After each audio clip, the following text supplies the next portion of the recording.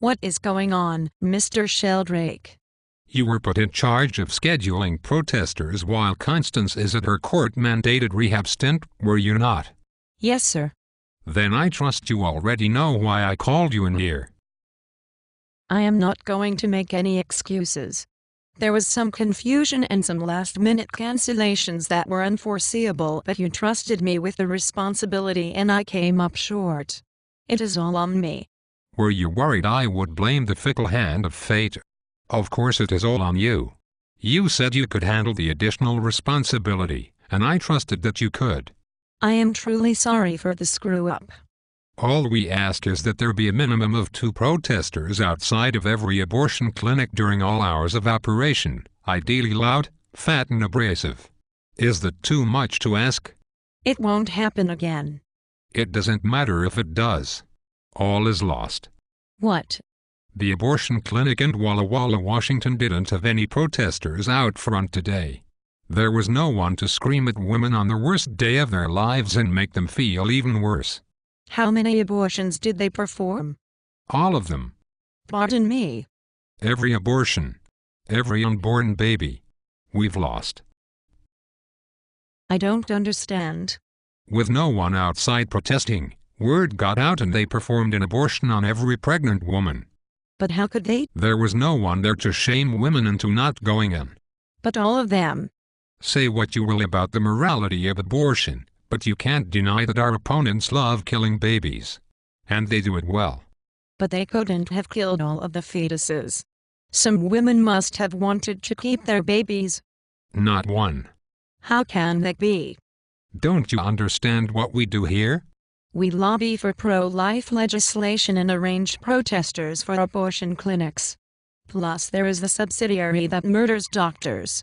And why do we do that? Ours life is precious. You are very young and very stupid.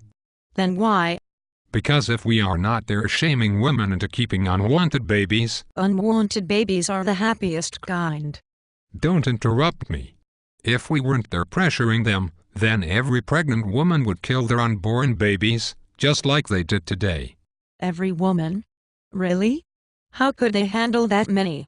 They hired some skinheads to just go around punching the women in the uterus. Oh?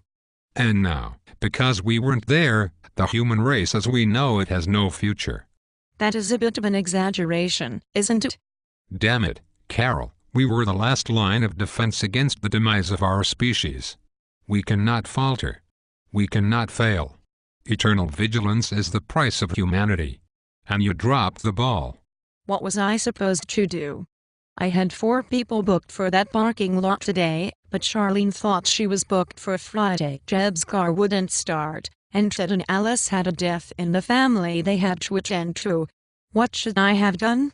When we go to our final judgment, make sure you tell St. Peter how bringing on the end of days wasn't your fault because a couple of damn follow-up calls is too much to ask.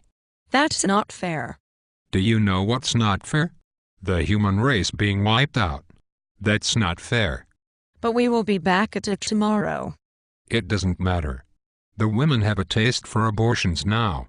It is in their blood. There is no stopping them. What about the next generation? Surely the girls of today will grow up to be the shamed, intimidatable women of tomorrow, won't they? No such luck. Women love abortions so much, they are now killing the kids they already have, just to get a fix. CDC projections say that there won't be anyone under 17 left in 2 weeks. The only kids that have a shot are those lucky orphans. Orphans? No mothers to get hooked on abortions. Truly the orphans are the only chance we have of a future. This seems a little far-fetched. That sounds awful evil for every woman everywhere. Damn you, Carol. What do we call ourselves? Pro-life. So what would you call the side against us? Pro-choice. They only called themselves that because we picked first. What is the opposite of pro-life? I guess, anti-life. Exactly. So our opponents really want to wipe out the human race. They love killing babies. And babies are the cutest kind of people. What part of this don't you get? I guess I just didn't realize how important this was. Important. Yeah. Now you will have to excuse me. I need to start sharpening the ends of baseball bats. We are going to be in Road Warrior times in a few months. What if I told you I had good news? You've been hoarding canned goods and ammunition. No. I'm pregnant. And it's yours. Pregnant? Yes. Humanity is saved. This is going to sound like a dickish thing to say, but this is really a bad time for me. My band is really starting to take off.